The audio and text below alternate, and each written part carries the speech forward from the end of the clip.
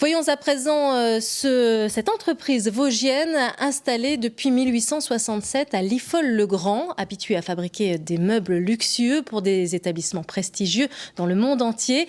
Et pour la première fois de son existence, les meubles Henriot et compagnie ont dû faire preuve d'une certaine ouverture d'esprit pour la fabrication d'un meuble très érotique. Jean-Pierre Petit-Colas et Éric Bertrand. Un guéridon presque ordinaire. Approchons discrètement la caméra. Et là, surprise, sans équivoque, vous êtes devant la copie d'un meuble de Catherine II de Russie, une libertine du XVIIIe siècle et amoureuse de meubles érotiques. C'est en partant de ces deux anciennes photos sépia que Dominique Roitel a recréé ces meubles dans ses ateliers Henriot et compagnie à Liffol-le-Grand. Aucun tabou, on a essayé d'être le plus fidèle possible par rapport à ces photos, sans contraintes techniques, mécaniques ou même spirituelles. Jacques Vidot est sculpteur chez Henriot et compagnie depuis 38 ans.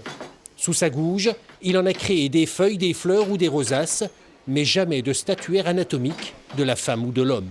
On avait quand même un sujet quand même très particulier, et puis aussi tout ce qui était anatomique. Donc c'était très intéressant de se former. On a fait de la formation avec le troisième sculpteur qui nous a formés justement à l'anatomie.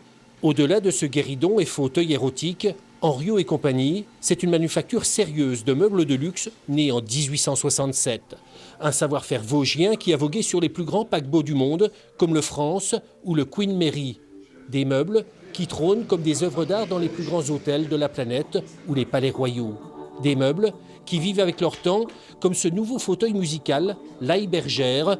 Mais là, on est loin du fauteuil de Catherine II de Russie. Noël avant l'heure